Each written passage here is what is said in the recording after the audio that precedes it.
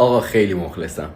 بچه ها کلی ازتون پیام داشتم که دمت گرم که با یلا اینجوری رفتار کردی. خواستم بهتون بگم که واقعیت اول از هر چیزی باید بهتون بگم که من به این بارها و بارها اشاره کردم که حقوق زن و مرد کاملا با هم برابره و اگر که یه خانومی یه جای اشتباهی میکنه دلیل بر این نیست که ما حرفی رو نزنیم و بهش انتقاد نکنیم. اما من واقعا از همتون بابت اشتباهی که کردم معذرت میخوام و از خودم بیشتر دلگیرم، چون آدمی که تو سن 36 سالگی 30 خورده ساله یالا کاری ندارم چند سالشه نفهم و بیشوره، تو نمیتونی دیگه اون موقع بهش یاد بدی.